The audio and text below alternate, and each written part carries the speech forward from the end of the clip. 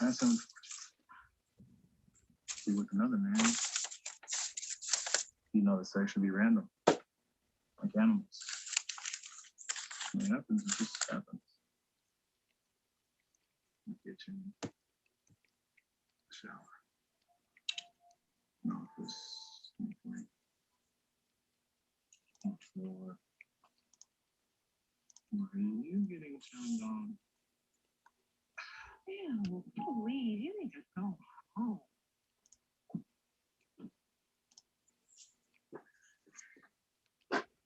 All right. Peace, power, and love. It's your one and only. Consul Chef Ramon. And of course, there's no words that can be said. My brother, Jesse and Goldie. Tuesday night, February 9th, 2021. Man, we got a serious conversation. We want to indulge in, man. We want to motivate, bring some enlightenment tonight, man. Talk on a topic that I cannot believe in 2021 that we are, but it is what it is. You know, a lot of people misconstrue science, technology, engineering, and math, and do not understand the work of our ancestors and elders, ancient and modern, that paved the way for us to be here and speak on things, you know, in a free form. And you've heard some things that are kind of conflicting, and we just wanted to talk about it. It's not any act of anger or shouts of disrespect towards anyone, but we want to clear this up, man, because, you know, me and the brother Ngozi, we've been personally attached to this thing that we call the Nation of Islam. Coming from Chicago, we were born in the Mecca of the Nation of Islam, and it's a personal family thing with us. We want to kind of clear the air on understanding these things, understanding what is starting to become what I call the miseducation of blackness, and really not understanding where we stand in history and in our African ontology, our African state of being. Peace and power, brother Ngozi, man. How you feel, man? Peace, power, and love, bro. What's happening? Man, all is well, man. You know what I'm saying? I'm peaceful. Love it. Ashe. That's what's happening, man. Mm-hmm. Yeah, man. I think we got to really get it in on this topic. I mean, I think it's you know, we go backwards and forward over it. A lot of people in the community, you know, want to correct a lot of the old mindset that we had. That's what's going on. You know, a lot of people disagree with the older teachings of the Honorable Elijah Muhammad and other things. And today, in today's time, you know, a lot of people will consider it pseudo, and some people will say, and a lot of stuff in there is, I mean, it's not meant to be taken literal anyway. To take the lessons and certain things literal will be, you know, pseudo. But what's important is, you know,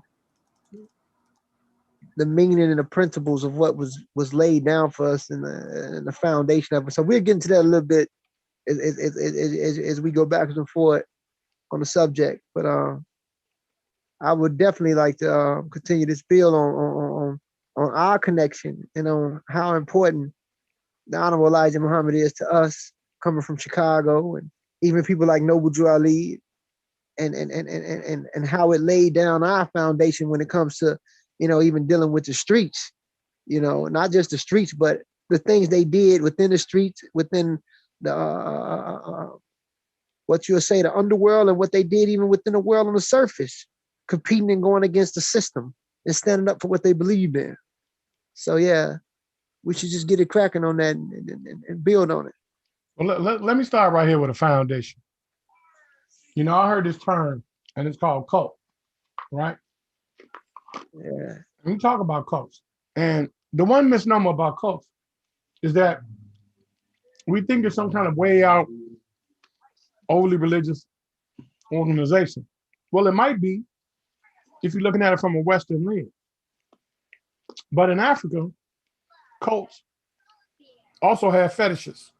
And they were tied to the organic existence of African people and how they view reality. And these cults help look beyond the physical with a metaphysical lens. We were not literalists. Even in the language, the ancient language of African people was quite poetic and very metaphysical. It was not a literal thing. And I think that we're misinterpreting the term cult because we take on our oppressor's lens and we look at things from a distant perspective and not really immersing ourselves in our culture. How about you, brother Ngozi, man? What's up with this thing cult, man? I mean, absolutely. I mean, we got to look up the definition of cult, but as you broke down, yes, Africans spoke with symbolic speech. Their language was poetic, metaphorical. A lot of things that we talked about in our old mythologies was only put in play to make sense out of life. This is why a lot of the fables and mythology and oral tradition was given based off, certain points of nature, and sometimes they put in an anthropomorphic and zoomorphic symbolism as in a form of exaggeration to get a major point across. So symbolism is what drives us. I mean, symbolic thought is what drives the human being as a species. You get what I'm saying? Mm-hmm. Symbolic thought is what drives the human being as a species, and this symbolic thought is what makes us who we are. And Africans were very, in the beginning and into now, to deal with the animation of how things develop and understanding the basic earlier stages of science to give us the advancement of science today. So, and they did it off symbolism, even dealing with, modern language. When you look at the basic alphabets and all of this stuff comes from symbolism. You can look at the symbols and the certain letters and alphabets and see, you get what I'm saying? But the base root of it all is Africa. And for us to look at things from a Western European perspective or the lens of a European, the way they see things, it's kind of outside of our norm. Because now we have guys who are getting more involved in trying to understand science, and we're completely annihilating and disrespecting the ones who came before us, and we don't have to do that. I mean, we don't see Europeans in the West, going against George Washington and his mythology of cutting down a chariot tree, or Benedict Arnold, if we understand what a Benedict Arnold is and understand a true story, or the old Roman mythology of Romulus and Remus. If people really believe the Romans believed in Romulus and Remus to represent who they were, no, this represents the twin babies who were suckling on a wolf, represents the bewildering nature and the warrior nature that gave rise to the nation of the Romans. This is why they created that fable and myth. You get what I'm saying? So it's like for us, we want to become so over analytical and be literate in certain things. We want to say, ain't no tribe of Shabazz. There is no big head scientist, Yaku, without looking at the principle and the meaning and the message behind what's being said. I mean, mythology is very important, and we created ours. And, the Honorable Elijah Muhammad and Noble Drew Ali, these people created our form of mythology. Even with the old mythology that we had with our old voodoo systems coming over here in the West. We had a mythology about, people flying on sticks and certain things. I mean, all this stuff makes way for who we are. And symbolic thought is what drives the human being. So, we can't run around here disregarding the Honorable Elijah Muhammad. And even with the cultish thing, with them saying it's a cult, I mean, in some cases, if the cult is extreme, and if a person is the extremist in that cult, it becomes dangerous. But there's nothing wrong with cult within reasoning. I mean, because cults have been around for thousands of years. You have people that's very, very, very deep in the cult of Ifa in Nigeria. You have people that's very deep in the ancient cult systems of the Mindi cultures. This stuff is old. You feel me? So it's like the only time a cult or the idea of a cult becomes dangerous is when you're extreme in it or you become a zealot in it. You know what I'm saying? And that's with anything. You could become a zealot in science and become very extreme and be numb to life when you truly understand what organisms are. You really get so deep in it, you start realizing and saying shit like life has no purpose. You see what I'm saying? How do you really look at things if things don't have a purpose? And then you start to get so deep in it, you start to say ideas of good and bad don't exist. This is subjective. It's based off how the person see it. You get what I'm saying? So people can get extreme in anything, and that's the dangerous part of what's going on. But I tell you this, the people that's complaining about the Honorable Elijah Muhammad can't put his shoes on their feet. They can't wear that man's shoes. They can't wear Noble Drew Ali's shoes. These people did great things for the African American or the African in diaspora. From Marcus Garvey to Noble Drew Ali to the Honorable Elijah Muhammad to John Henry Clark to Dr. Ben. I mean, these people move crowds. And even to Farrakhan. I mean, we can barely get 15 people to listen to, the podcast that we have or whatever. These people are moving, this man make 1 million people come out every year, regardless if he's selling propaganda or not. Could you do the same thing that he do? You get what I'm saying? Mm-hmm. So I mean, we got to get out of this, man. We got to look at the goodness and the greatness of us instead of looking at the overall bad of what's real and what's not real. Could we make the crowd move? Could we change the minds of people? Could we motivate the people? Could we uplift them? Could we make them go in a certain direction to make them feel better? Could we take these people off the streets from being pimps or dope dealers, or make these fathers that's absent in these children's life take care of their children? Could we do the things that the Honorable Elijah Muhammad did? That's what's important. Regardless if people feel that it's a code or not. If that code works to make a woman to stop selling herself or stop, promoting herself objectively to everybody, and she cover herself up to feel the significance and the importance of being a woman, if that code do stuff like that, in that case, it's good. But it only becomes dangerous when people get involved and they start becoming extremists and trying to, make people think like them. But the NOI never did that, if you really think about it. People wanted to join the NOI. They used to recruit, but they're not going out here trying to force people to be part of the NOI. Because that's not what they really did ever. The convention was showing you that you could be, perpendicular man. And if you follow these lessons, it can change your life if you take it serious, And what's funny, Ngozi, let's just say, all right, this is a cult by definition. Let me read. Can I read the definition again? Yeah, get it cracking, Ken. Yes, sir. Okay, so this is what the definition is. It's used as a noun, right? So it's describing a person, place, or a thing. In this case, a person, a group of people. And it says there's a definition and there's two sub-definitions. And it says a system of religious veneration and devotion directed towards a particular figure or object.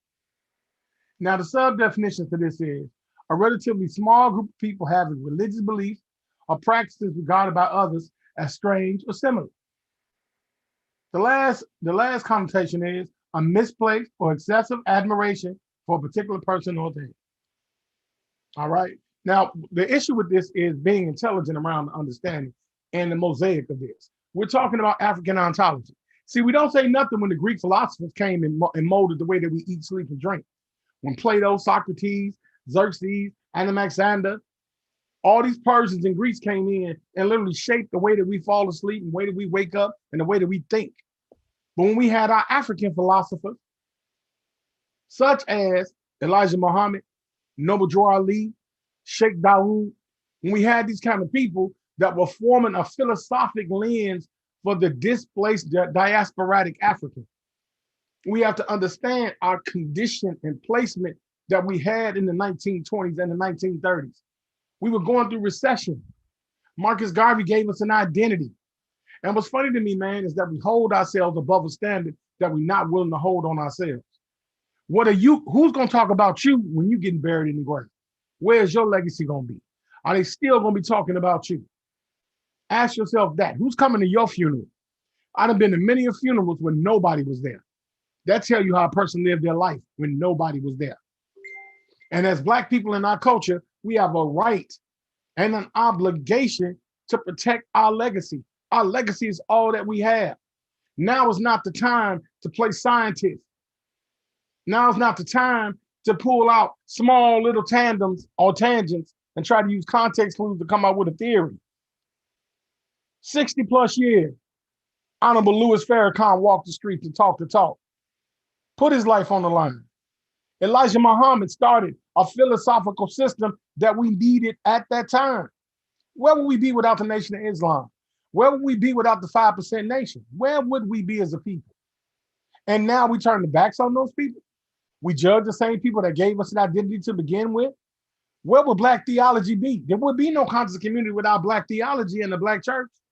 Where would we be without these pragmatic people that took it upon themselves to speak on behalf of us and the way that we think and the way that we talk, man, with a unique perspective? Elijah Muhammad brought us the understanding of the Asiatic Black man being the original man.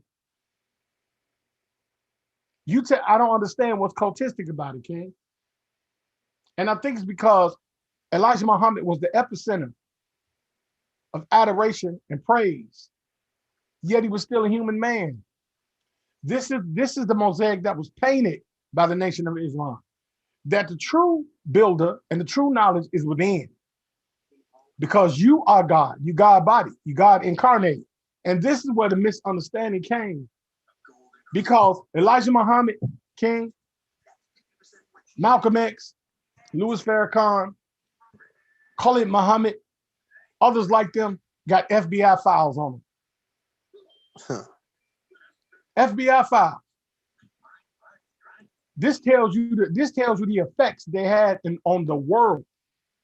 In the UK, they speak Farrakhan. In Saudi Arabia, they speak Farrakhan. What's little about the organization? An international organization that has been consistent for 60 plus years.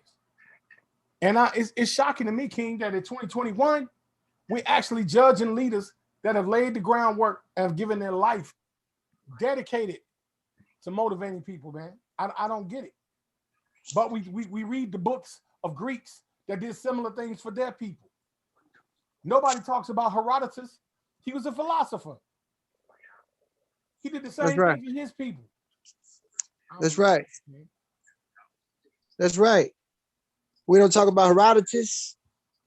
The Western European, or the people that descend from Britain that was responsible for, building the United States or the northern parts of the United States, still embrace the forefathers of Western civilization. They talk about the Greeks.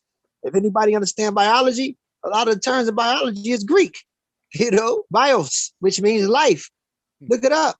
And what I'm saying is that they pay homage to, the Europeans as the foundation of everything. This is the whole ideology of racist white supremacy. But when we get a black man who comes on the scene and talk about Asiatic black man, this man made black look good. Because at one point in time, we were called black in the earlier phases of American history. To call somebody black was like talking about somebody's mama. That was an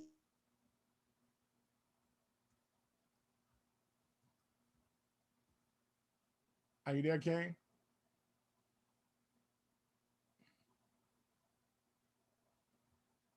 Okay, we might have lost Ngozi. Hold on a second here. Let me check. Huh? Oh, I thought we lost you. Go ahead, King. You went out for a second. What I'm saying is that you get great people like the Honorable Elijah Muhammad talking about black. And then you get, Elijah Muhammad talking about black. They made black look good and feel good. So if the European can talk about the greatness of white and the greatness of Europe, why can't we embrace the things that we do? If you got a Central Eastern European who was influenced by a group of a small population of people from the Levant, they gave them Judaism after, certain collisions happened in Rome. A few of those nomads were traveling and gave certain people in certain parts of Eastern and Central Europe Judaism. And then they turned around and isolated themselves around the other surrounding population of Jews and developed their own clusters and became what we know today is the Ashkenazi population. And you had the other ones that migrated in southern parts of Europe became the Sephardics before some of the Sephardics went back into North Africa. But bottom line is that Europeans do it all the time. You talk about a Jew, go see what happened to you. See what happened when you talk that bullshit and see how much of anti-Semitic you are. And once you become anti-Semitic, watch how it destroy your life via Nick Cannon and other people. And they don't forget. They don't forget what happened to them in history. But with black people, we want to say, oh, Noble Drew Ali was wrong. Oh, Honorable Elijah Muhammad was wrong. Not trying to see what these people were trying to do. See what they trying to get us to be.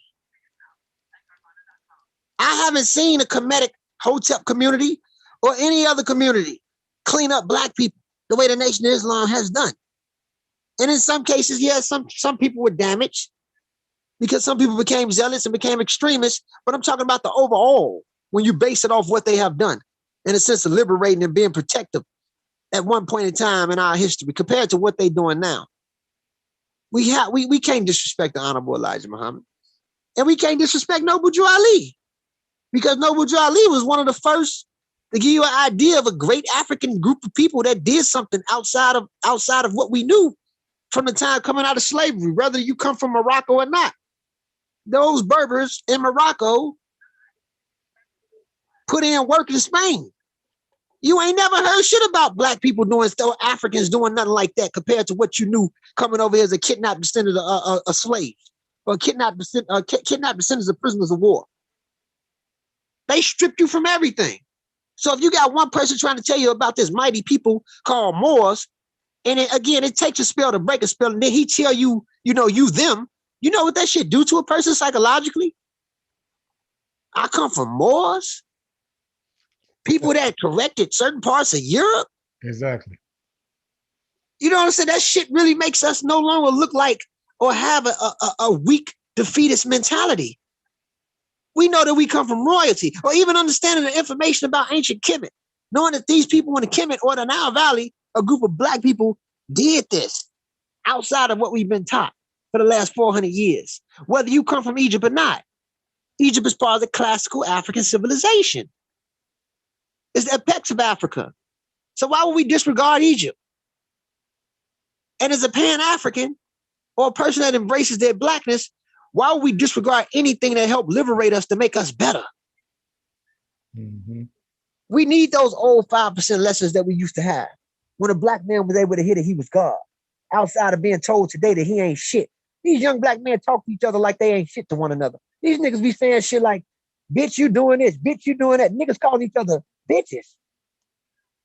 Like, do you see what's going on? And then you got these people that's getting involved with, and it's good to get involved in understanding and knowing science. We got to become more scientifically literate. But we also have to understand psychology, the softer sciences. Because if you don't understand psychology and you're just trying to go in hard on with just basic science, a lot of niggas dropped out of school and didn't want to deal with science. They really didn't. And they really don't got time to hear all that complex shit. So why don't we deal with the softer science and understand basic psychology as well? Understand what our people need. Have more patience. Liberate the mind. Because everybody not into the being over analytical or being real. Some people don't even want to deal with the truth. You got people out here that's living 3 different lifestyles. And if you try to break those lifestyles and separate it, it's going to be a problem. A liar don't want to be told that he's a liar. You know how that feels? He might fight you, especially if you can expose what's not true. And he's been living off that all his life. Motherfuckers been getting by trying to survive and living off lies. It's a survival mechanism. And here you come telling me what is and what's not. Man, disregard this nigga. So we have to understand psychology, which is a softer science, just as well as understanding the literal or the complex hard science, biology and chemistry. So we running around here, you know what I'm saying, being disrespectful, not saying all of us, because people got a right to feel how they feel, but it's a way you go by, liberating, if you're truly trying to liberate the people, if you truly care about your people. You know it's ways that you have to go by.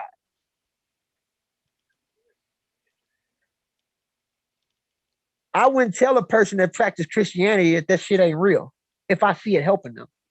Why would I do that? What type of person am I?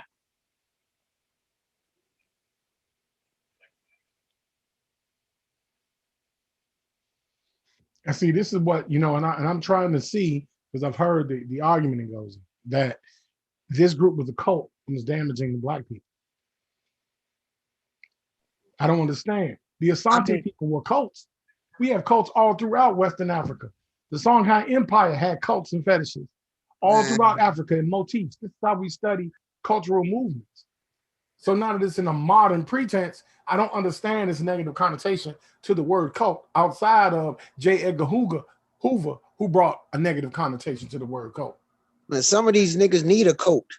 They feel like they ain't part of shit. Mm-hmm. And that's why they run around here acting like the way they act, or acting like shit, because they don't feel like they're a part of anything. These people broken as fuck, man, inside. It's real dark and gloomy inside subconsciously. And you can see it the way they function objectively. And like I said, in some cases, a cult or idea of cult is healthy. People need certain things to live by and customs to live by and to do things together as a group. Some people need that. Why take it away? Mm-hmm. What I see, King, is misery. I mean, I understand some people are truly trying to teach and they're genuine about their teachings, but also a lot of people just trying to break people because they're broken. They feel disconnected. So they want to break up bonds that people have. That's where you find a connection. The same thing with the Hebrew shit. I mean, the Hebrew shit, you know, the way they go about trying to force it on people and argue with people, that's the problematic part of being a Hebrew. But there's nothing wrong with a black man or black woman studying Torah or practicing Torah if they're not bothering nobody. It becomes a problem when you try to enforce it on people and make your views the only view. Again, those are broken people. The same thing with a Christian, and the same thing with a person that tried to, you know, force an Honorable Elijah Muhammad teachings on somebody. Because that's not, you know, that's not what the Honorable Elijah Muhammad did. You know, if people understand the old ways in the Nation of Islam, you know, they sent people out and they used to have people pool and watch people and study them and let the crowd see how they teach publicly. And then certain people will move in, you know, want to join. They have to write that letter the way the Honorable Elijah Muhammad wrote the letter to Farah Muhammad. And once they see, you know, once the people see the writing, you got to live that same pattern that the Honorable Elijah Muhammad lived and Farah Muhammad lived in order to join the NOI and go through certain stages. It wasn't easy to join it. But the structure that the NOI had is off the chain. And that's something that we lack in our community. We lack structure. And see, this is like proven results here. When we talk about particularly the Nation of Islam and the products that they produce, they took people that were lost people that were on the street, had no direction, gave them direction. We're not talking about other particular types of cults that created people that were not able to be productive in society. We're talking about people that came through the Nation of Islam, built families, built homes, raised children, and to this day lead productive lives. This is the byproduct of the Nation of Islam. It's undeniable.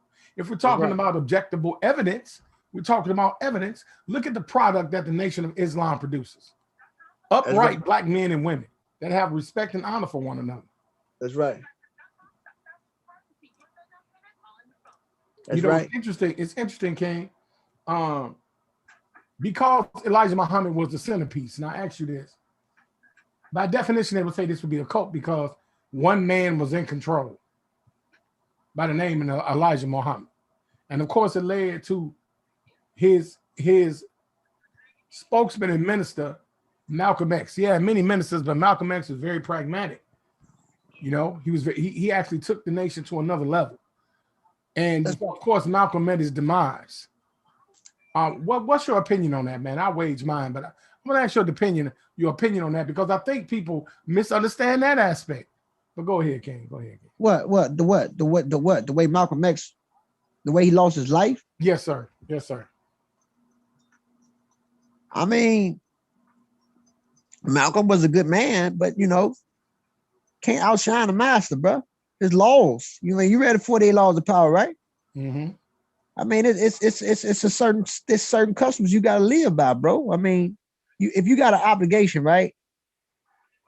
You gonna go against that? I mean, regardless of what's going on. Regardless of what's going on, you're gonna bring it to the public. I mean, don't get it twisted. I love Malcolm X. I mean, Malcolm X, you know, Malcolm El Haj Malik Shabazz is the dude. That's my man. Yes, sir. But the bottom line is you can't bite the hand that feeds you. You know what I'm saying? It's a way you got to ease walk about that jam. You feel me? Like for example, when Khalid Muhammad was silenced, he accepted it and he separated himself. But he didn't go too far left field. He never disrespected the Honorable Elijah Muhammad. So he still followed those teachings. You know, Malcolm, and I love him, he got involved with, you know, international affairs. He started trying to go, you know, turn the United States into the UN. You know what I'm saying? He was doing a lot. But at the end of the day, he started getting involved with that Orthodox Sunni Islam. And we have to understand that, you know, the Nation of Islam or the 5% or Noble Jew Ali, that form of Islam wasn't for us to get involved with that Orthodox Sunnah way of the Saudi Arabian man. Them people, you know, those people racist. When Malcolm X lost his life, not one of them people over there did shit. He was just another quote unquote American to them that was dead, even though the people in Iran had a lot more respect for Malcolm X than, you know, Saudi Arabia. They don't give a fuck about, you know, blacks, the elites over there. They don't. Mm-hmm. So my thing is that, you know, man, Malcolm, he died for what he believed in. He stood up for what was right. But some things shouldn't be put out there in the public. And, you know, the nation did what the nation's supposed to do. That's just the way things roll, bro. That's just how it is, bro. I mean, that's just how it is. If that's the case. And what I'm saying is that Right, there you go. if that's the case, you feel me? You know, if that's the case in certain situations, certain things got to be what it is. It's levels to this shit, man. It's levels to living. You know what I'm saying? You just can't, once you become part of something, man, you just can't do what you want to do. And I don't know what, you know what I'm saying, the argument was. No one really knows what went on between, you know, him and what's his name privately. He probably seen something that wasn't right, but it's a certain way you got to go about separating it. And this is factual. And I mean, I think really what the misunderstanding is structured. Elijah Muhammad did not have control of everybody in the Nation of Islam. And so some people idolize Elijah Muhammad beyond reason. Beyond reason. Oh, no, they can't do that. See, and that's where you had the discord of some that wanted to undermine the relationship between Malcolm and Elijah. Yeah. So there's a lot of things that are intangible and have nuance that are totally separate from what the actual Nation of Islam stood for. When you're talking about an organization that has grown at the rate it was growing for that time period, it's easy to sit back in 2021, but you don't understand the climate and magnitude when a black man gets interviewed by Walter Cronkite on CBS in the time of strife where you couldn't even walk down the street. You couldn't get a glass of water out of the gas station if you was a black man. That's right. And for Malcolm to say what he said, he had to. And when he did what he did, he did not understand the politics within his own organization. No. And Elijah didn't understand it. We make errors all the time. If all of our lives were put under a microscope, we'd totally be different than what the world see. Absolutely. I don't want nobody to see my demons at all. I got some shit going on. Yeah. I don't want you in my business. Who does? Malcolm X put his life out there for the world to see. Elijah put his life out there for the world to see. Elijah said, Malcolm, we can't get ourselves caught in this political situation because we don't have the leverage. We don't have the leverage to get ourselves in this political situation. So when the revolution took a different turn, now those angles came in. This is what Elijah was trying to talk about. That's this right. will undermine the Black Panthers. This is what happened to Fred Hampton. That's a lot right. of people don't know Fred Hampton had his place shot up. 5 other people had the same thing happen to them that night in Chicago. That's right. But Fred Hampton was the political figurehead to send a message to. That's right. See, a lot of people don't understand, and this is what we're trying to say. We cannot attack the benchmark actions of our people that define us as African Americans, that define us as children of the diaspora, people that come from Africa, the Asiatic black man and woman. We cannot let this change our mosaic. Too much was given up. That's How can right. Malcolm, so all these brothers gave their life up for us to now start criticizing them. They're not even alive to defend themselves. Man, I'm not like far as me, bro. Look, Noble Drew Ali, a prophet, the Honorable Elijah Muhammad, that guy, Malcolm X, that guy. You know what I'm saying? The Honorable Malcolm, Marcus Garvey, John Henry Clark, Dr. Ben, all these people, man. All these people is great. Haile Selassie. My fight ain't against Oromo. These are Black Power, Patrice Lumumba, Kwame Ture, all these people. Like I'm just saying, like I'm not disregarding nothing that made way for who I am as a black man. And we still fighting. That's right. So anything that we discover today, we're gonna add on to what our elders and our ancestors didn't know to make their arguments sharper and better. Not to go out here arguing and disrespecting them. Darwin didn't know a lot of shit about evolution that we know today. Even though he was the father of the idea of evolution, even though he wasn't, because you had Al-Jaheed, Ibn Khaldun. It was a Mohammedan theory at first. People don't know that. It was also talked about in Kemet as Kepera, which means to evolve. He was just the father of the Western newer understanding of evolution. People don't, I mean, just follow history. You know what I'm saying? Look up, evolution was a Muhammadan theory at one time. Look it up. Al-Jahiz, Ibn Khaldun. You know, the schools that we had in Baghdad in the Middle East. I'm going to say we because the Middle East is people of color. And it's part of that world from the Middle East to Africa. That's part of people, that's part of the greatness of people of color, civilization, and advancements. I'm not going to disregard it. But bottom line is, there's a lot of things that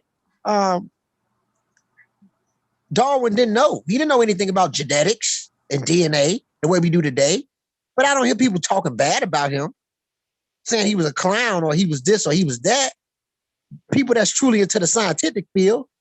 So we sharpen our swords and get clear understanding and add on to those teachings to make things better and clearer. There was a lot of errors in Dr. Ben's book, and Tim Osiris talked about it in the past. But we ain't got to talk, you know, we don't have to attack him.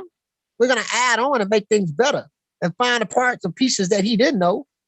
And we're going to bring that knowing to the public to make his argument more sharper. The same thing with Dr. Antijoke. You know, some things he did not know and he was wrong about. But we're not going to attack our elder, our Senegalese brother. We're going to add on to what he didn't know and make his argument more better. The foundation of ancient Kemet were Black Africans. Regardless of them being mixed up later, the foundation came from Black Africans. When Dr. Ben said that that the ancient Egyptian civilization came from the base of the Nile, there were two group populations that lived in Egypt, that populated Egypt. One came from the deeper aspects of the Nile Valley, Tanzania, Uganda, crossing through Sudan, and those are those Nilotic hunter-gatherers. Other ones came through the Green Sahara, meeting up in the northern tips of Sudan, before leaking into Upper Egypt and going further north, mixing with those cousins who were partially of North African descent, who migrated out to the Levant and came back in because other group populations pushed them in. And then you had the Super Sahara pump going on. All these groups of people created, it was war, it was competition, it was confederation, and later on they all created what we know as the classical great Nile Valley civilization, that part of the Nile Valley civilization. But the foundation of ancient Kemet comes from Black Africans. Those light brown skinned people that you see in Egypt today, paternal ancestry goes back to Black Africans, regardless of what they look like today. Kemet is Black African civilization, and it belongs to you if you truly are Pan-African, regardless of you coming from Egypt directly or not. You're not going to disregard anything that belongs to Africa because you don't see that British white boy or that French white boy disrespecting Greece. They embrace Greece. It's all in their scientific terms. Mm-hmm. Mm-hmm. So nah, bro, I'm in full support of all our elders that made way for us, man. All of them. If it ain't doing nothing to make me hate my fellow brother or sister, and it's only put in play to get me to love my fellow brother and sister, I ain't got nothing bad to say. Just don't force your ideology on me. And we can argue and debate about what we don't agree about certain things, not in public, behind closed doors. We ain't got to do it publicly to make our people look bad. Exactly. We look bad enough. Exactly. Exactly. This is, it's funny you mentioned Charles Darwin, King. When we talk about Charles Darwin, he's known for his book, The Origin of Species. That was back in 1859. Correct. Right? Now, when he wrote the book, people thought that he wasn't racist, but he made distinguished assumptions and categorized race. So in his day and time and the way society was set, he was racist. He would be racist today. All right? However, we still parse his information to support our claim of coming out of Africa. So we will compromise with Mr. Darwin, but we will hold Elijah Muhammad to a standard that he didn't want to be held to. He was an African ontologist and philosopher. That's what he was. He wasn't bound by those laws that you're speaking on. He wasn't trying to be that. Go ahead, King. Right. No, I'm saying that's right. And he was also a psychologist to a degree because he understood the psychology of what we needed. He was a psychologist, but yeah, I'm adding on. That's all, King. No, and see, people don't understand that psychological development is what empowers a nation. It's what gave people out of Palestine to run from, to fight Persians. Conquest comes with bloodshed. It starts in the mind. And this is what Elijah Muhammad was teaching. It was all metaphysical, y'all. It wasn't nothing literal and overly religious about it. What happened was human nature.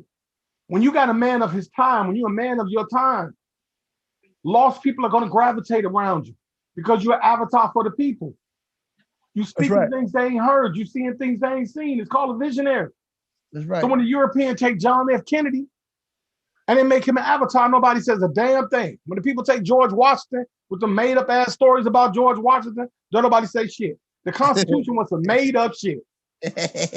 Don't nobody say shit. But as soon as a black man say, man, I'm looking at Islam, I see arm, leg, arm, head. I seen it taught by the Bedouin. I seen that Allah wasn't individual, it was monotheistic. The ancient Islamic people were monotheistic, were polytheistic. Elijah saw that and he said, you know what? We in America, we need Islam in America. Islam is a science in America. It had nothing to do with a religion. And he understood those principles of national consciousness, the understanding of community control, the understanding and need of peace. That's right. Because we're in a land in which we are foreigners. So we have to be peaceful. That's in right. Our movement. They understood that. I'm trying to figure out what's dangerous about this, teaching our people peace, teaching that we must utilize such things as the word Allah and Islam, because there's a distinction between to be considered Muslim and what is just Arabic. And we don't understand those terms because they was ahead of their time. We don't understand Noble Drew Ali was talking about a national consciousness. He wasn't talking about being religious. That's right. It was the shroud of religion. This is what built monolith societies, was religion. This is really what I'm gonna say, and I'll say this, King, and I want your opinion on it too. This is a covert attack on the religion of African blackness. We are naturally soulful people. We are connected to the earth in a religious way. We're religious about it. We're religious about the word, the ground we sink our feet into. We put our hands in the dirt to cultivate the seeds. That's an act of religion. That's right. So how can you take that from a black man? Especially a black man that's telling you you come from the land mass called Asia, that we call Africa today. He wasn't basing it on some European rendition of where Asia is. He was going way beyond that. And we talking about a black man, Mr. Poole, that came from Detroit, moved down to Kentucky. You tried in that day and time. See, we got internet and shit, and we can get on these platforms and we can talk shit. You couldn't do that in Elijah's time. Hell no. His life was on the line every time he walked out the door. That's right. That's right. That's right. And I think we lose sight of that, King. I think, and especially me, when I was a youngster, I'm 50 now, we call Chicago C-Car. This is home of God. What are you saying? Yeah. My man, and Goldie, tell him the understanding of the term Israelite, man. What does that mean, man? What's the science behind it, bro? Well, it's nothing wrong with being an Israelite. I mean, practicing Torah, like I said, from a religious perspective, it's the literacy. When people take it literal, is the problem. But anybody can be an Israelite. Israelite only means one who struggles with God. And then you got to get into the etymology of the term. What does God mean? We don't want to go back to the term Odin or to invoke a call on, but to invoke a call on is actually strength. And in the 5% lessons, we talk about beauty, wisdom, and strength, But outside of that, what you're invoking on is something that you lack to call on. But in a literal aspect, Israelite only means one who struggles with God. And if we understand the biblical mythology of the folk or the story with Jacob wrestling with the angel, and then he said later on his nation will be called Israel, that's a human challenge. That's the wandering mind trying to figure something out. We all go through this. Instead of looking at those prophets in a text as being literal people, look at it as part of, human behavior, sociology, understanding human behavior and human functions, human challenges. This is why the stories stood out so much. And everybody want to claim these people, even though a lot of these people were not historical. It wasn't meant to be historical. It was the shit when it came to literature. Literature was important. So Israelite is anybody who struggles with God, one who struggles with God. Look up the term. A Hebrew is one who crosses over, one who wanders. Who are these people? Now we can go back in time and study the Aparu and the Shashus and all that. But again, the problem isn't the religion and the belief. The problem is when people try to force their views and ideology on you and they cursing out people in the middle of the streets, telling people that they heathens and they this and they that. That's when it becomes problematic. And when you start to take it literal, that's when it becomes stupid. It don't make sense if you take the religious text literal. I don't give a fuck where it's coming from. So you know what I'm saying? So Israelite is anybody, one who struggles with God. That's all it is. That's all it should be. See, and understanding that our intelligence is our connection with spirit. That's it. We go way beyond this physical thing. We had black men in the 1960s upright reading books, studying, preparing and nurturing their children, honoring their wives. I'm trying to see what the problem is. We had upright men. I'm talking about men from the streets, even in my era. When I grew up in the street, it was men that turned their life completely around because of the Nation of Islam. That's right. Because of Ben Ami. That's right. Completely changed their life 180%. So I'm trying to figure out where all these derelicts are coming from that seem to be a part of the Nation of Islam. Now we get the argument, we hear about Scientology and things like that. It's just a modality expression.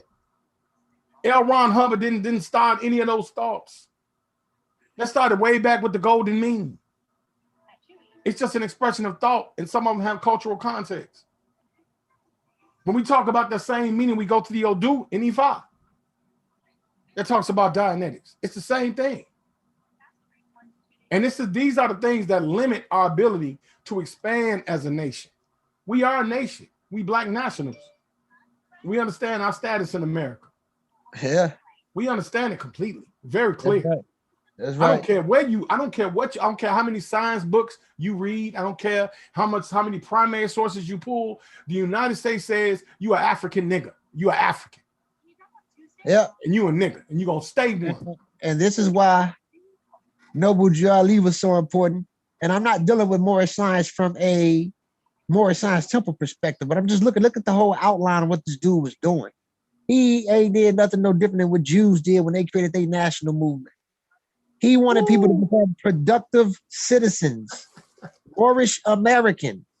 Noble Drew Ali said, do not flash your cards. Do not ride fancy cars because it would entice them. He didn't want to be seen. He was teaching to move like a gangster. Not a gangster in a destructive sense, but to move in an organized manner in a country that you live in. He wanted you to get involved in politics. He had a mayor vouching for him in Chicago at one time. You get what I'm saying? So if we follow what Noble Drew Ali was saying, in the sense of being a Moorish American, it was about being a productive citizen of the United States. And Black people should be productive with you, the foundation of America. It was your blood that built it. It was your back that carried it. You fought in every war. You built this country. There would be no America without the sub-Saharan West African. So why wouldn't you want to be productive? Why wouldn't you want to go to school? Why wouldn't you want to get involved in education? Why wouldn't you want to become the doctors and the lawyers and the scientists? Why wouldn't you want to understand law? Why wouldn't you want to do the things that become teachers, own the markets? Why let the white boy have all the fun? Your ancestors ain't do this shit for nothing. You should want to own a part of the earth. That's what the Honorable Elijah Muhammad said. He said, I want a piece of the earth too. Why wouldn't you want a piece of the earth? As an American, you have the opportunity to go to school. You have access to information that the world don't got access to. Why not take advantage of it? Why look like the bad guy that they want us to be, the stereotypes that they want us to be based off the systematic setup of felon? We shouldn't accept that. So Noble Drew Ali had his mission and he had his goal, and it was on point at the time, even though it failed once he passed, because everybody, now you see what's going on with the Moorish Science Temple today. That shit ain't been right since that brother passed away. Well, we gotta look at the works of what he was trying to do. Man, when I think about the antiquity, man, of our leaders, man, when I think about the groundwork that they laid, it was not reduced to text, man. It was not reduced to text. It was so much deeper than what a lot of people understand. If we take time to study our antiquity, we have a hard time accepting being black. We got to criticize our own. How can you criticize your own nation? I don't give a shit who bogus. We keep them. We our brother's keeper. You don't hear the Shinto or the Shi people of Japan talking about their dirty laundry. You don't hear that. You don't hear them talking about the beef that they had with the people from China. You don't hear that. They push being Japanese and they stand on it. That's the right. Chinese are an oppressed people. They rose out of oppression. You're not gonna tell a man from China he not proud of his nation. That's right. You got to kill a man from China before you rip his nation from him. That's right. Look at the Mexican, the Latin, proud of their nation. Man. Yes, they had some embarrassments. Look at Mexicans in the United States. They never give up their heritage. Mexican Heritage Month, September. All you see is them boys riding around with their flag from when they beat Spain. You know what I'm saying? Like we not paying attention to none of these people take their foundation serious. And they take their American side serious because they embrace America in their way of America. Mm-hmm. Black people don't do that. We act like we don't have a way.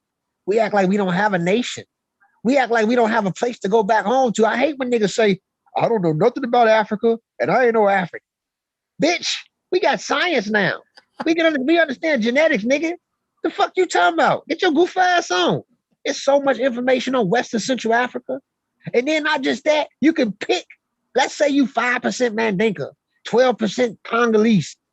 Man, you can pick one of them ancestral lineages as part of your genetic composition and be part of it because they adopt you in culture. They adopt you over there. You can learn about this shit now. You got a nation. You have a foundation. Why not claim it? You don't have to look at yourself as just being a lost African in America. No, nigga. You're African. You're American is your nationality because you built this shit, but you're African and you have a background that you can go back to in Africa. You ask me about who the fuck I am. I'm gonna tell I'm African. What part of Africa? I'm from descent from Mali. Mali, yeah. Where did it stretch at? From Senegal all the way to Gambia to Liberia. All that's part of the Malian Empire. What you put first? Mandinka. But my mother's Fulani directly. But I rep Mandinka culturally. What's happening? Let's get it cracking. Exactly. You know what I'm saying? Like I'm not confused about shit. Period. I got ties in Gambia. That shit hurt, Kane. See, that's what I'm saying. You know, you can't deny Africa and make it even sweeter. Elijah spoke on genetics back then. He taught that the earth was covered approximately underwater, and he called water wisdom, which is 3/4 of the surface that reflects light. We don't understand what it means to reflect light.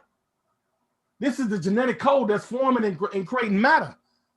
He understood it was the third planet outside the sun, exactly 93 million miles away. Its ability is that anything born on life is born understanding. That's right. Because we all carry a genetic code. But if you can't read through it, and if you ain't trained by it, you're going to think it's something that's way out and far off in religion. It's not. I, self, Lord, and Master is Islam. That's our version of Islam. And our version of Islam that he gave us, that name, I, self, Lord, and Master, you know, that right there is powerful. I mean, even though that was a component that was added on later, but that foundation that was given to us that we created here, we're not trying to be Orthodox Sunni Muslim. We're not trying to be the Arab. We're not. Because we understand what the original Arabs look like. We understand who the predecessors of early Proto-Semitic was before you had a late established Semitic over there. So what I'm saying is that we know who we are here. So we have a more modified version of Islam that's beneficial and conducive to us here. It's not beneficial to them over there. And to be honest with you, I'm not disregarding my people back home on the continent or certain parts of the Middle East, but a lot of them motherfuckers ain't there psychologically. They not. Mm-hmm. They have no clue about what the fuck is what. They just go off what was told to them of oral tradition. Niggas in America give shit meaning. And you can see that through us lyrically in hip hop. We influence the world off our negativity, talking about bullshit. So baby, you got every motherfucker singing that shit. You know what I'm saying? So I'm just saying, yo. So what I'm saying is that we have to understand the power of us. Ahika, which is our magic. Aka, which is our vital force. This shit real. Ashe. We get this shit flavor. Black Americans, even though Europe existed for a long time, Black Americans made that shit look good when they got involved with Ifa. You don't hear about Ifa. You wasn't hearing about Ifa as much until African Americans started getting involved in it. Not everybody want to practice Ifa. At all. Everybody got on their like A's now. Everybody want to practice it because African Americans got involved in it, got their culture back, and then influenced the world off of it. We made it famous. Them niggas wasn't trying to get that shit out at first, but we made it look good. And you know what's funny? The Mexicans took it and ran with it. They took it and ran with it, and now they got a watered down version of it, and they also changed the depictions of what the Orishas actually look like. Mm-hmm. Mm-hmm. Now is not the time to separate us on foolishness. On simple understanding. Nobody's perfect. Put yourself on center stage. Put yourself out there for the world to see. Put your business out there in the street. That's real. And see how you handle it. It ain't easy. That's real. It ain't easy. When you think about where we are today, and we think about the pragmatic people that actually put their lives out there, Medgar Evers. Some people don't agree with Martin Luther King, but Martin Luther King did something no black man could do for his time. For his time, you got to understand. We talking about early to mid 60s. Can we understand the magnitude of walking in a store? Let's say you're going to McDonald's right now. You're going to get something to eat. Ain't no drive-through. You walk up in there and they say, no, you niggas go to the back. You can't come in the front door. Matter of fact, you can't drink out these cups. We got nigger cups. And this man, Martin Luther King, was organizing hundreds of people all across the country, from a few people to thousands. You can't do that on Facebook. And we don't understand the magnitude of these people that obviously had a spark in them to be able to do something like this effortlessly. Nights of not sleeping. Men that were willing to put their lives on the line for these people. Don't minimize that, because people that were close to Elijah would die for him because Elijah saved their life. Hell yeah. When a man pull you out of that foolishness and change your whole life around, that person becomes a father figure, man. That's a right. lot of these young black men need more father figures. That's why they out here doing the shit they doing. They out here reckless. They don't got that foundation no more. They don't have no image of a black man that loved them or black. I tell my sons every day, I love you. When I see him, I hug him, kiss him on the cheek. They get mad. I say, you my baby. That's right. Nothing wrong with that. That's right. That's what breeds a man. You show me the dysfunction coming out the Nation of Islam. Are you upset about beliefs? What are beliefs? We're not even talking religion. We past religion. We way past that, man. Farrakhan is on his way. He about to ascend. His health is not good. When he goes, we lost a lot. We have lost a lot in our history. And we losing our elders, man. But guess who can become the elders? Us. We got to ask ourselves the question. Who did Dr. Ben leave his library to when he died? He ain't leave it to none of those Hotep communities. Nobody. Not one. He left it to the Nation of Islam. He knew who the vanguards of black culture is. Mm-hmm. These people preserving a lot of the African civilization, the African culture. They know the Nation of Islam know more than the Nation of Islam lessons, bro. That's just surface information that they know that they teaching. They know that shit ain't literal. Dr. Ben left his library to the Nation of Islam. I don't think the world knows that.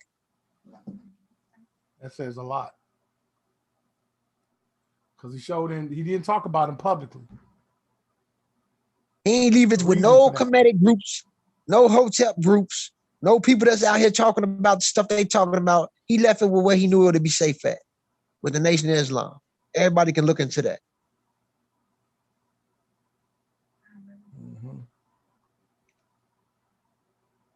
We got to embrace what we got, man, as blacks here in the diaspora, or as I say, Western Sudanic Congo Creole or Western Sudanic Creoles. We need to embrace what we formed here, because the black man in North America, you know that we are dynamic. We're powerful people. I'm serious. My Messiah ain't coming from nowhere but here, and that's through the best part of myself, through my own challenges and struggle. Noble Jali taught me about my higher self and my lower self. So if I reach my higher self, I reach my own personal Messiah. I ain't looking for shit from the East. What part of the East I'm looking for? The Eastern core of myself, which represents enlightenment, which represents the rising stage of the sun, which represents Kepara, which means the dawn, or the rising phase of Buddha, which is my own personal awareness. Once I become awoke, me at my best. That's what matters.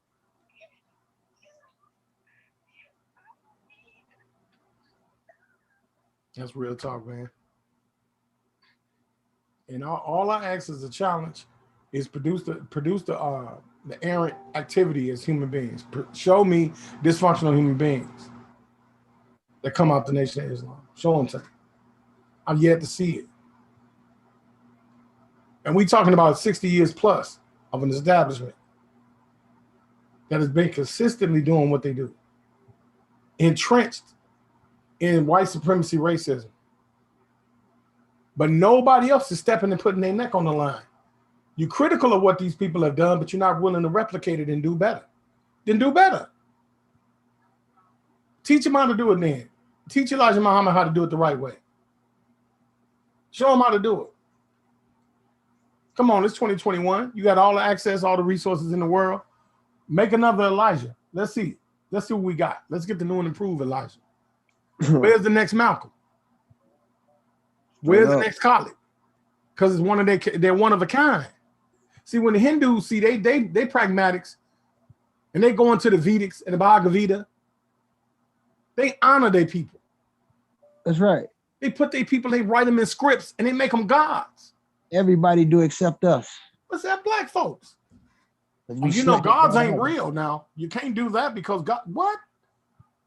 Man, niggas is slaves, bro. That's a slave mentality, bro. We looking for master approval. We want to talk like master and walk like master and act like master and become more scientifically. And there's nothing wrong with being scientifically literate. Don't get it twisted. But we want to be detailed and act exactly like master. We want master's approval to say what's right over what's wrong because we look to him as being the superiority. We don't see ourselves as being shit ultimately. We mimicking him. We're not good enough to be God. That's how we feel. We ain't good enough to be no God. Matter of fact, God don't even exist. I ain't got time for that goofy shit. I want to be just like Master in certain angles. We try to sound like him. We try to act like him. We try to have his interpretation of how he sees things. We try to mimic it and sound just like him without fully understanding, goddamn it, what we represent and what we stand for. The same way we talk about Kemet. We talk about Egypt from a Western European perspective. We're looking at Kemet from the way they look at Kemet. That's not an African, an African lens, the way we view Kemet. Our whole mindset is Nordic Western European. Seriously. You got niggas that look like Wesley Snipes that tell you, I'm not African, I'm indigenous Native American. What? I ain't African. The slave trip never happened. We always was here. Really? Man, these motherfuckers over here, they slaves, bro. They weak. They defeated. So we feel that we're not good enough to be a god. The way the Dravidians or the people in India, the Hindus, venerate their ancestors and liberate people into godhood. Or we feel like our people ain't shit. They're not good enough to be scholars the way, Europeans in academia, even though they compete and debate one another, it's a lot of Europeans that's in the world or that control most of the world's network and most of the social media. So they can embarrass one another and still embrace one another at the same time and still look at certain groups of themselves as being scholars. We feel like we can't do shit like that. It's a slave mentality, bro. Broken people do broke shit. A bunch of can't get rights. That's what the fuck is going on, yo. Mhm. That shit crazy. But see, I ain't defeated. I see light in the lowest of us. I ain't a slave. I'm aware of who I am. Exactly. So I don't have that same mentality as a dead nigga. And the part of the forefathers that was responsible for making my mind and molding my character, one of them was the Honorable Elijah Muhammad. The other one was, you know what I'm saying, Noble Drew Ali, Dr. Ben, Dr. John Henry Clark. These people were the people that gave me pride and made me embrace my blackness. Because my Fulani ancestors, them niggas don't even call themselves black. Some of my ancestors or my relatives back home. Them motherfuckers ignorant as hell. Mhm. So I'm just saying, let's get it in, man. That's what it is, King. We That's got any right. questions? We got any questions, yo? Yeah, man. You know, the situation, the misunderstanding with W.B. Du Bois, right? You got W.B. Du Bois. We got John Henry Clark when he was upset at Farrakhan, and they went back and forth. Why do we over sensationalize scholars that just have a misunderstanding? It ain't coming from a place of hate. It's coming from a place of knowledge and wanting to know more. So they challenge each other. Why do we misinterpret that, man? Why do we misinterpret when scholars battle? I mean, niggas is violent, bro. They fucked up. They've been abused, bro. All they know how to respond to is abuse and arguments and fights. You know what I'm saying? They dead people, bro. You know what I'm saying? I mean, I'm not saying all of us, but I'm just saying our mentality, bro. We don't have any patience for one another. We don't have no care for one another. I mean, motherfuckers just we suffer. We got pain bodies, bro. We walking around here with mental disorders and we self-medicate ourselves with marijuana and all types of shit instead of getting help or counseling, man. Mm-hmm. Motherfuckers crazy as hell, bro. Mm-hmm. They literally, man, they got a motherfucking female. This sister gorilla glued her scalp. You know what I'm saying? Like, I don't know if you seen it all through social media. This motherfucker, he put gorilla glue. I can't do Come on, nothing but feel man. sorry for the chick. Come on, man. And then, you know, Crazy. looking at our little brother from Chicago, you know, that died a few months ago, King Von. And I keep bringing this up. This young brother, I mean, he had a lot of heart. You know what I'm saying? You know, but at the end of the day, it was foolish, bro. He jumped out the car and tried to bang on Buddy, and he lost his life. And then the brother that killed him, you know, now he in jail. I mean, it's just, come on, bro. Like, we got it, like the savagery. This is all slave shit, man. This is all slave shit. And we don't even realize it. Mm-hmm. Instead of us looking at that spark of one another and embracing one another, or, you know, looking at our natural attributes and recognizing the quality of it, or looking at our fellow brother and saying, you know what, I'm gonna squash this, or I'm gonna do this, or I'm gonna do better because you my brother. You know, understanding understanding the significance of a father being in his child life. You know what I'm saying? Understand, you know, we just gotta stop and question things, man. Like we don't do that, bro. Motherfuckers is broken out here. Niggas are scavengers. Mm-hmm. And they choose to be that shit because they slaves. I don't fuck with slaves.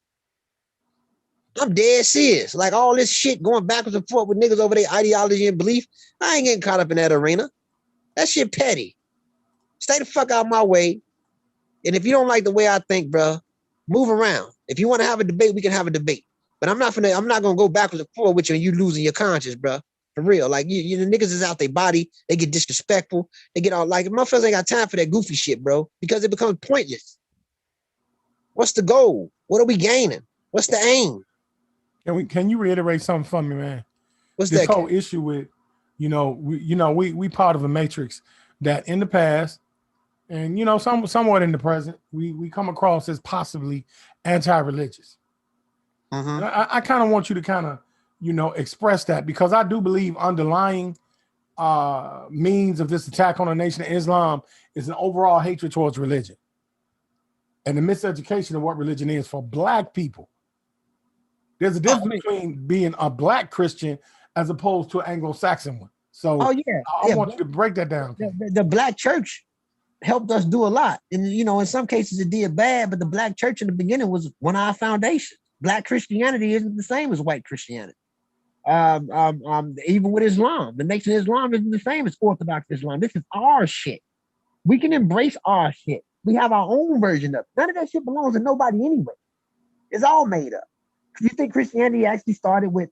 I mean, Brother Garfield been doing excellent shows.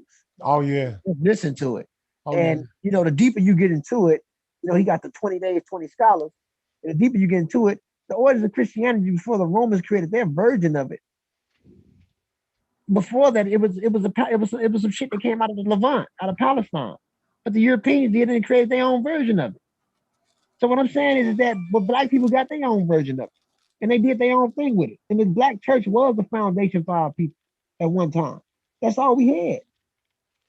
So, you know, I'm not anti-black church if the black church is doing something. Black churches become a problem when they become capitalists and they start trying to play with people's emotions and get money out of people. But if you got a church that's actually doing for the community, that actually care, that's actually living by the principles of what so-called Jesus taught for their fellow brother, I can't do nothing but recognize and embrace that. The same thing with Islam. If it's liberating and it's helping and it's working, I can't do nothing but embrace that. So I don't think religion is a problem.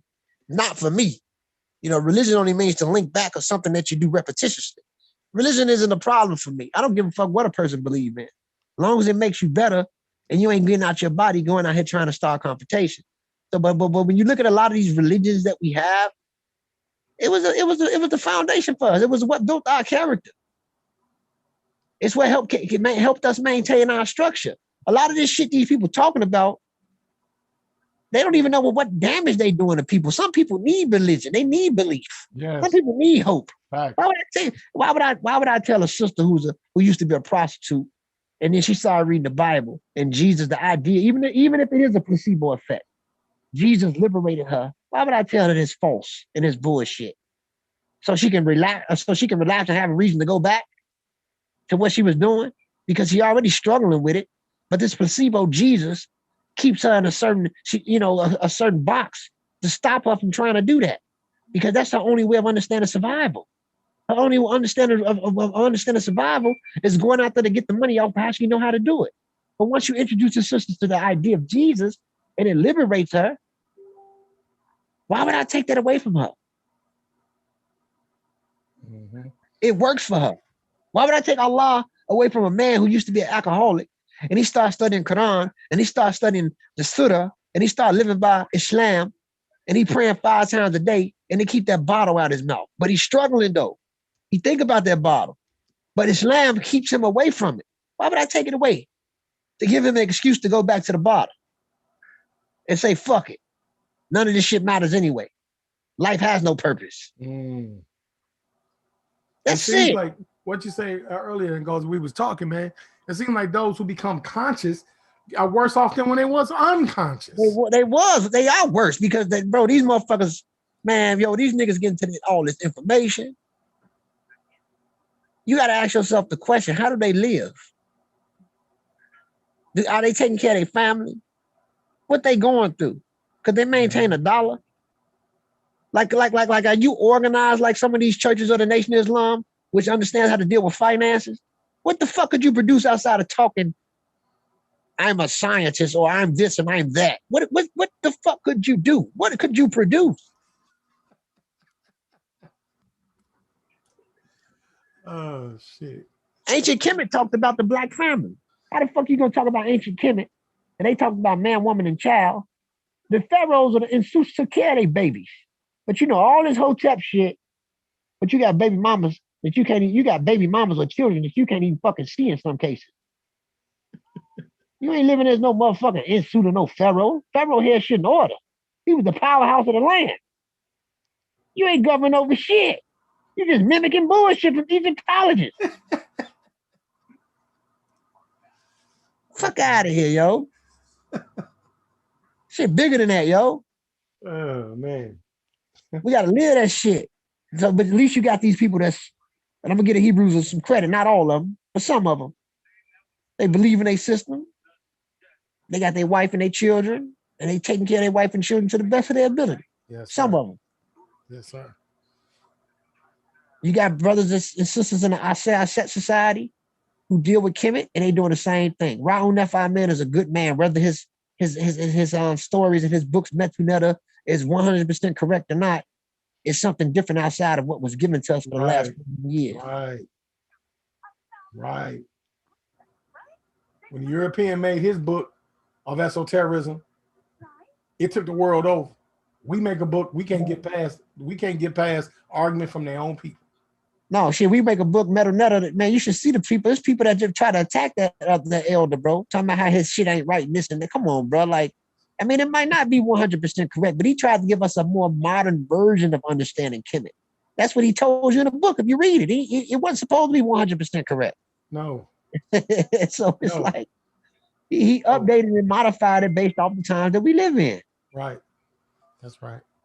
So it's like, yo, like we gotta wake the fuck up, bro, from all this goofy ass shit, bro. Look, man, niggas hate each other, bro. These boys are slaves. When I see niggas going against one another or attacking a nigga for no reason, these niggas are slaves. His sisters talking bad about other sisters for no reason. Motherfucker got nothing good to say about their fellow brother or sister. Man, you a motherfucking slave. Get your slave ass away from me, bro. I ain't trying to hear that goof ass shit. Fuck on, bro. Goddamn slave. Dead ass nigga. I don't want to hear that shit. Fuck on, bro. Oh shit. These motherfucking slaves, bro. Because I'm not disregarding and disrespecting nobody that's liberating communities. Give a fuck who it is. Right. Right. Get your ass up out of here with that goof ass shit, man. Oh man. So you Hey, know what I mean, man. We got anything? We got anything? Any messages or anybody? You know, Yeah, let me look at the chat. I haven't even been looking at the chat.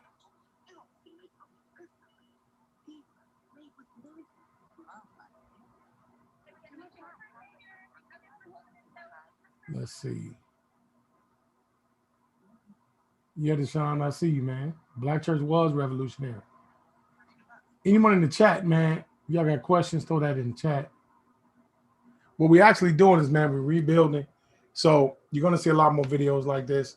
I want you to like, comment, and subscribe. Share the video. Make sure you share the video, man, to your platforms on Facebook, you know what I'm saying, Twitter.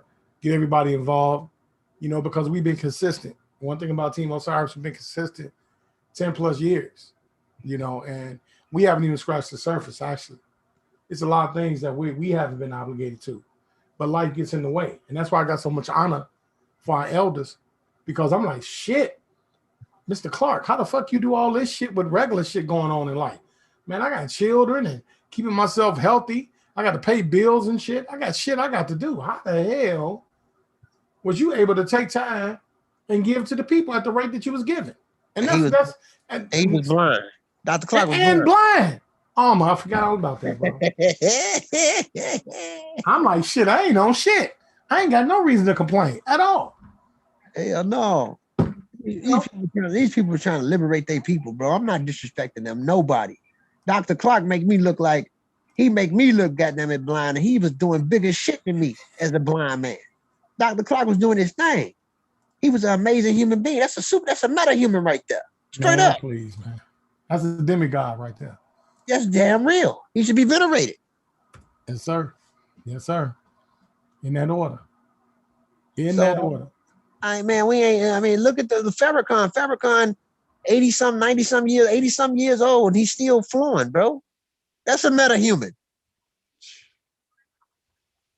That's crazy, bro. When you think about that, that shit is crazy. And that is something better that you just shake your head to. Because everybody, even though the you that are watching, everybody knows living life is tough, dude. And it takes supreme thought to make it easy. To look past all the bullshit that comes with life. Every single day we come closer and closer to death. The body decomposes every day, every minute, every second. That's right. So none of that shit's promised to you. None of these life ain't promised to you, man. And they taught us to put life on the back burner. Live this shit all the way through. That's right. Don't let life dictate you, dictate life. That's right. I think Elijah Muhammad gave a fuck if anybody didn't believe in what the fuck he was talking about. Hell no. He didn't give a shit. He didn't give a damn. Hell no. He had his foundation. He had all his wives in order. And some people try to, you know, they try to attack him for that. You know, talking about it, bro. Was the sisters complaining? They even lied about the age. Them girls wasn't at that time period. I think at the time period, 16 in America you can get married at that age at that time. Yes, man. So it's like none of the sisters was complaining. Nah. But did you find people that's trying to get involved in this shit and they try to find ways to embarrass people and say that he was this and he was that? They don't even understand the timeline that they was living in and what was the laws back then and what's the difference between now and then. Well, see, for the sake of this being a public conversation, anybody that know, when the FBI got a file on your ass, bruh, they win. They got a 97% conviction rate, homie, for a reason. They don't play to lose. You don't know what it's like waking up knowing you got a file on you and they letting you know they got a file on you. Get your So ass. let's keep it 100. See, that's what I'm saying. Just listen to the vernacular of the way that somebody talk to tell you where they walk and where they sat down, and who they sat with. It's on a whole nother level when that happened. When somebody could change national policy, Elijah Muhammad, the Nation of Islam, changed national policy. That's right.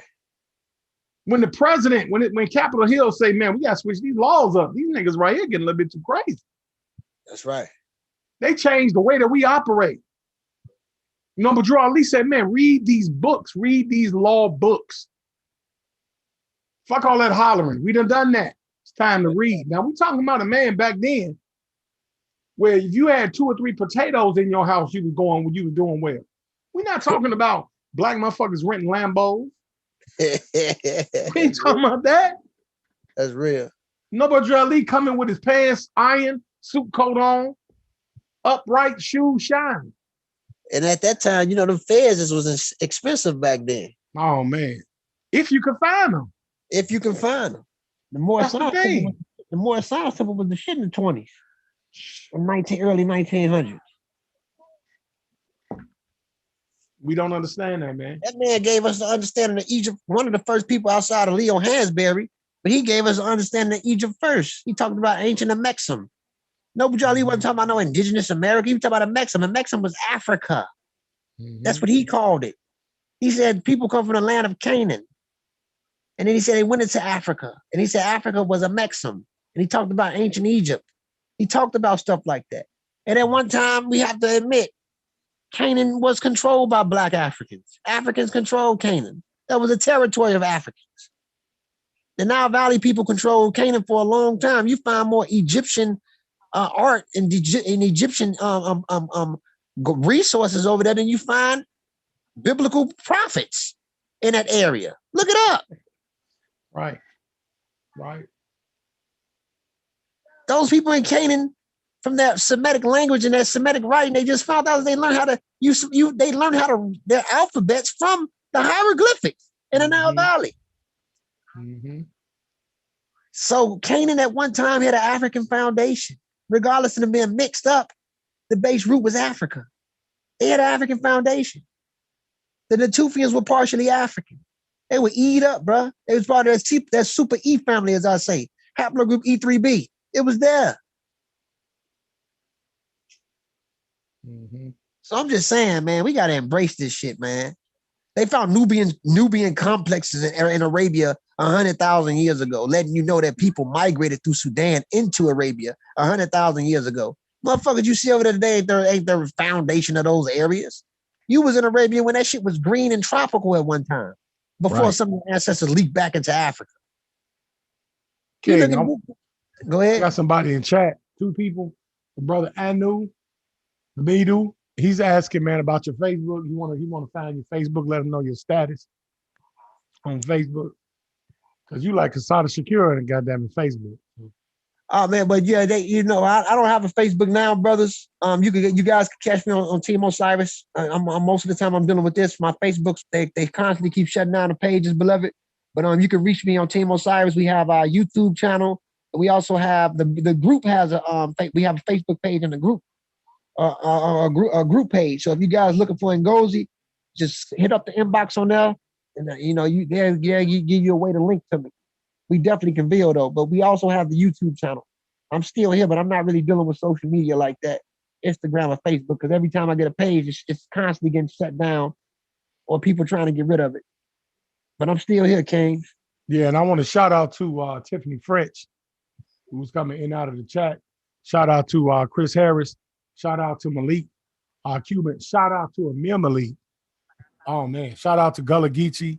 Shout out to Melvin Jefferson, all the Team Osiris. but I want to give some shine to the particular brothers and the sisters of Team ISIS and Team Osiris that's really out there, pushing in their own platforms. That it means a lot, man, because I remember this was a blog talk conversation. Team Osiris was a conversation. It wasn't even a thing. You know what I'm saying?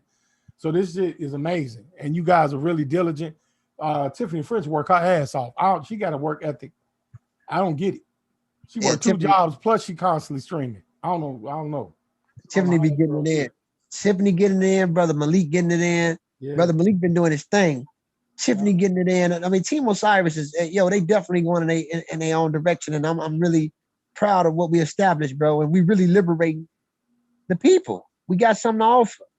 We ain't trying to get money out of people. We never was about that. And we're not trying to teach you. We got another request. And Annette R. Bruce says, please address the fact that it's easy to attack the NOI because it constantly attacked by the white media.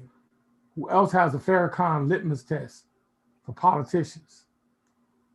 Most definitely, brother. We see that. That's right. We see that. That's right. Yeah, That's right. We understand that completely. This is what we're talking about. And it's easy. See, it's layers to this.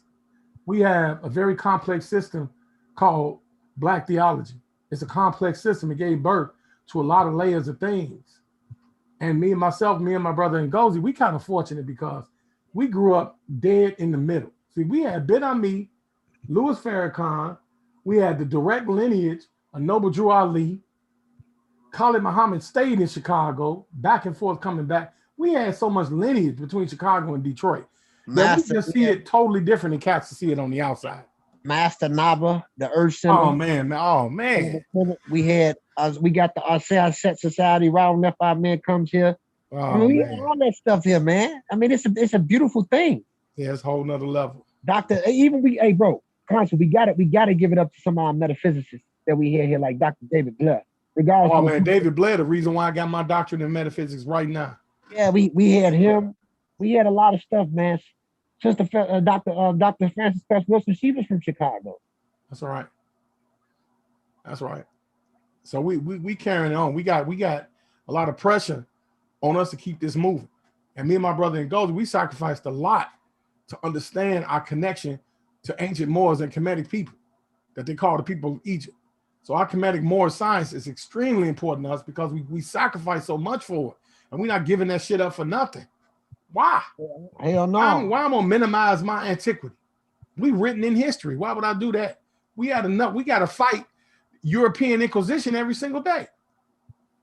Every single day we got to. Why would I assist in burying my legacy? That shit don't even make no damn sense. Italian motherfuckers don't argue about Stalin and Mussolini. Hell no. They're not gonna undermine them for nothing. Why would I help assist and bury the elders that came before me and try to embarrass them publicly to make it seem like they didn't know shit and I know more because I got a new book or they found new ideas. But that's what this shit is about. I read this book. I'm better than you. That's what these niggas on. And our elders was wrong. Who do shit like that? Man. I mean, bro, like Darwin was fucking his first cousin.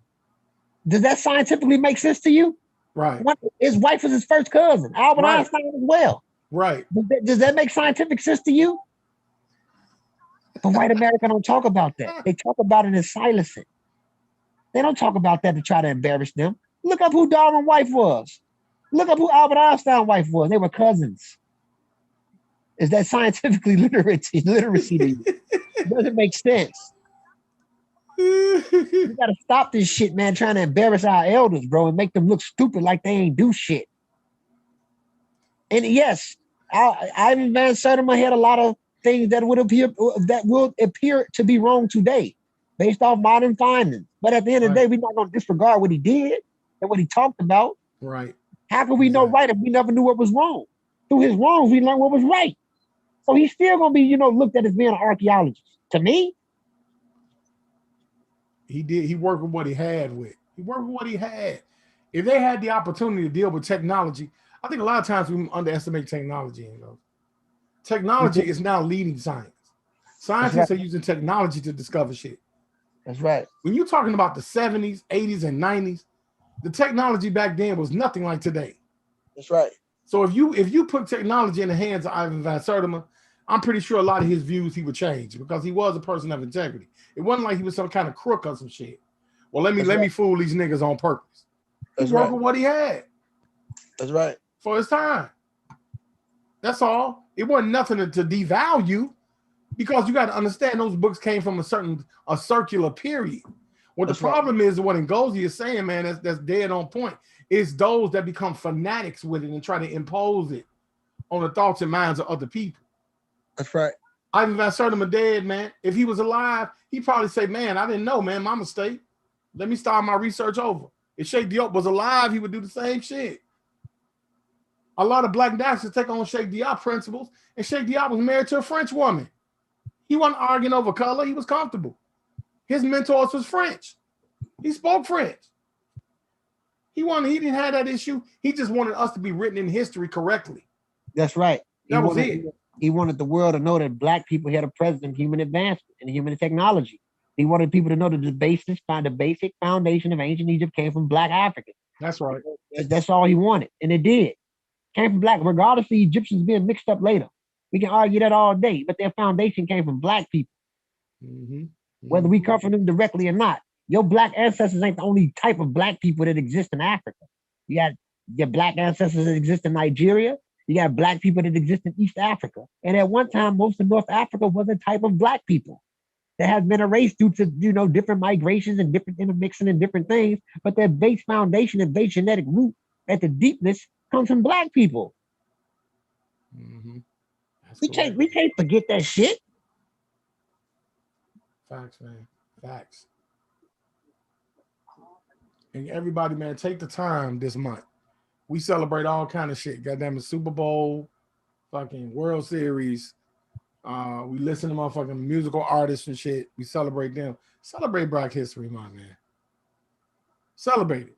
We should be celebrating our antiquity every day, but take the time to celebrate Black History Month, man.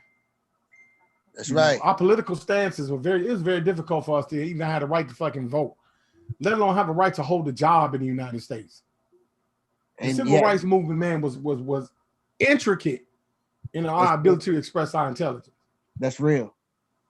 I know it's some things about W.E.B. Du Bois I didn't like, but I would be ignorant to sit up here and say that man and Thurgood Marshall and those kind of people didn't play a role in my development and understanding my blackness from an intellectual standpoint.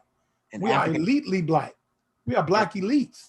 It played a role in African American achievement and advancement. It did. Man. They did. We're not going to disregard them. W. Du Bois was that dude. Yes, he had some things that I don't agree with, but he still was that dude. Absolutely. Frederick Douglass as well. Dr. Martin Luther King as well. If anybody, regardless of people saying talked about his scandals that he got caught up in, but if anybody can represent a model of Christ and the example of Jesus being made manifest from a metaphysical perspective, it'd be Dr. Martin Luther King. That's all day, yo. It'd be Dr. Martin Luther King. Facts. Them hunkies ain't had no choice but to honor him in the end and gave him his own goddamn day after they wiped him out. That's how fucked up this shit is. That's the paradox. Exactly. And he started to wake up at the end, but you get what I'm saying.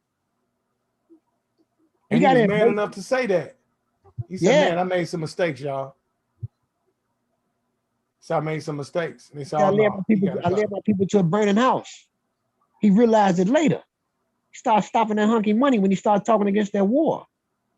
So, we got to embrace what the brother went through. It take a lot of integrity and shit, man, and strength to go through that shit that he was going through, getting hit upside his head and trying to, you know what I'm saying? Like, man, I ain't got the mentality to do that. You do shit like that. Me. It would have had to kill me, shit. I'd have been dead already. Hell yeah. Movement would have ended real quick because I ain't that strong yet. I ain't strong enough for that. So he had his place here. He did. Harriet Tubman had her place here. African American achievement should be embraced. We ain't go through this shit for nothing. We didn't. And we got to look at it for that because we walk around here acting like we don't know what's going on because we don't know our history. But if we knew our history, we'd be proud to be who we are because African Americans showed the world the strength of Africa. The world don't know the strength of Africa until we went through all this shit to show how strong the African is, the sub-Saharan African is. Our level of resilience, our level of being able to make something out of nothing, our creativity, all that shit. We even developed our own language here. Ebonics. It's nothing bad about that. It's our shit. If that ain't the creator, I don't know what is.